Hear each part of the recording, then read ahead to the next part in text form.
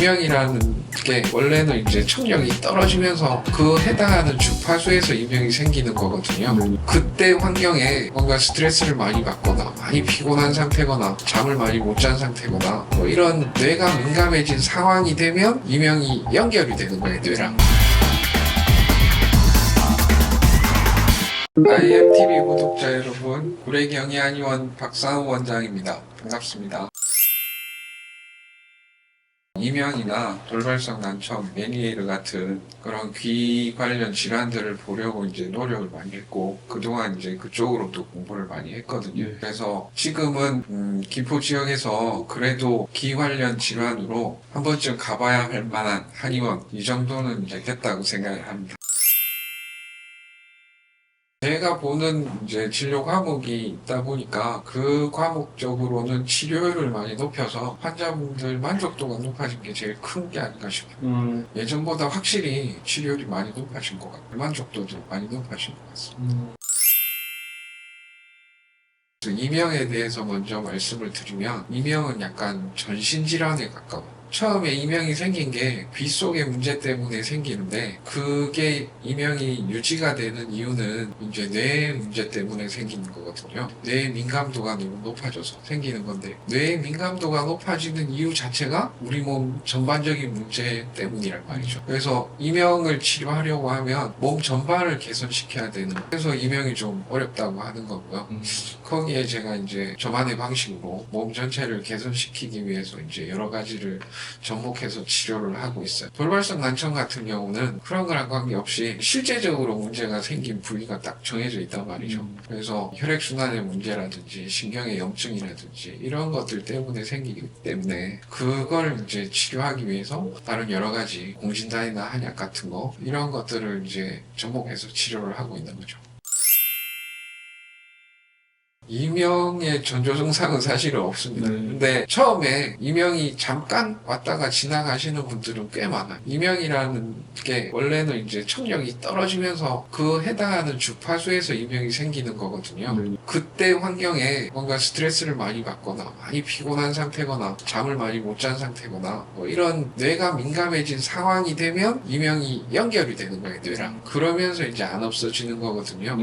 돌발성 난청은 그 전 상황이 대부분 피로가 많이 쌓여지는 상태입니다. 그래서 거의 대부분의 환자들이 맥을 보면 피로도가 높은 맥들이 많이 나와요. 그런 상황에서 혈액순환이 안 되거나 신경에 염증이 생기거나 이런 상황으로 이제 발전을 해서 생기는 거죠. 그래서 전조 증상은 없지만 선행되는 피로나 이런 것들이 분명히 있다. 이렇게 말씀드리고 싶어요. 그게 이제 이명 환자가 와도 사실은 치료율이 높지가 않거든요. 그래서 한의사분들이 잘 접근하지 않는 분야예요.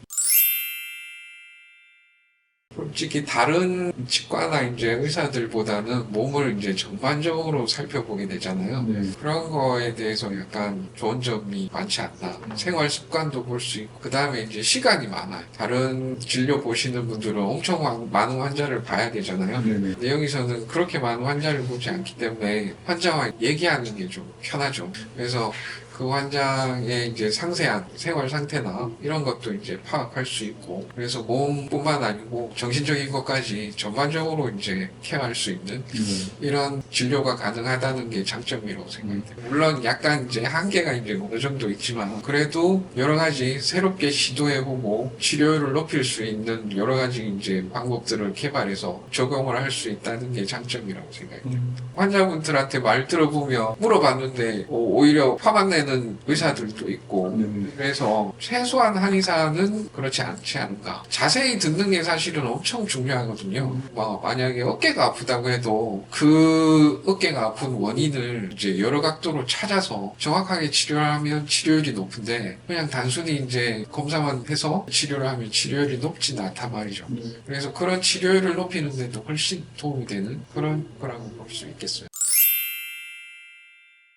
실제로 최근에 생긴 일인데, 유튜브에서 발살발을 열심히 하면 이명이 낫는다 이런 얘기를 듣고 환자분들이 발살발을 열심히 하다가 이명이 심해져서 오신 분들이 꽤 있었어요. 최소한 본인한테 적용하기 전에 본인이 이제 믿을 수 있는 한의사나 의사한테 한번 물어보고 적용을 하는 게 좋겠다는 생각을 해요. 거기에 대한 상담이 좀 필요할 것 같아요.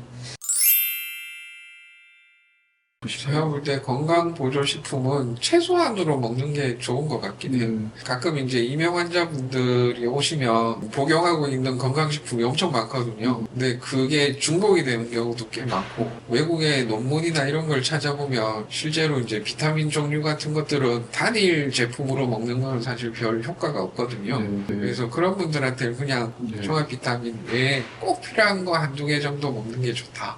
이렇게 말씀드리고 있습니다. 무조건 숨이 찰 정도로 뛰어야 된다고 말씀을 드려요. 제가 볼 땐 그게 제일 기본인 것 같고요. 물론 이제 무릎이 아프신 분들이나 허리가 아픈 분들은 뛰기가 힘들잖아요. 그럴 경우에도 걷는 걸 약간 뛰는 느낌으로 숨이 약간 찰 정도의 운동을 무조건 해야 된다. 그 다음으로 중요한 게 제가 볼 때는 자세예요. 요즘 워낙 핸드폰이나 컴퓨터 같은 걸 많이 보잖아요. 거의 대부분의 환자들이 목이 일자목이거나 거북목이에요. 그래서 자세를 바꾸지 않으면 여러 가지 문제들이 많이 생기거든요. 그래서 집에서도 항상 핸드폰 보거나 컴퓨터 볼 때 바른 자세를 항상 유지하도록 노력을 많이 하는 게 중요하다고 생각합니다. 여기는 이제 치료받으러 온 거니까 무조건 이제 치료율이 높고 신뢰받는 한의원이 제일 중요하다고 생각을 해요. 근데 그렇게 되려면 일단 한의원 자체가 편안해야 되고 여기서 치료받으면 나을 수 있겠다 믿음을 가질 수 있을 정도의 한의원이 돼야 된다고 생각하거든요. 치료받는 환경이든 아니면 한의사의 모습이든 이런 것들을 이제 전반적으로 신뢰받을 수 있게 만드는 게 제일 중요하다고. 일단 제가 이제 뛰어든 분야가 이명난청, 메니에르, 그 다음에 난치성 어지럼증이나 이제 난치성 질환들을 하고 싶다고 생각을 했고, 거기에 대해서 이제 공부를 하고 있기 때문에 내년에는 이제 그런 쪽에 논문이나 연구를 하는 게 목표고요. 최소한 80까지는 진료를 하는 게 목표고요. 거기에 이제 경험이 쌓이다 보면 치료율도 자연히 높아질 거라고 생각을 하고, 그 다음에 이제 제 치료 결과나 이런 거를 국내뿐만 아니고 해외 도 논문이나 이런 걸로 알려주고 싶은 이런 마음이 있습니다. 여기에서 이제 어느 정도 한 단계 올라가고 나면 다른 한의원도 개원하고 싶은 마음은 있긴 있습니다. 구례경희 한의원은 잘 낫지 않는 질환을 잘 치료하는 한의원이다.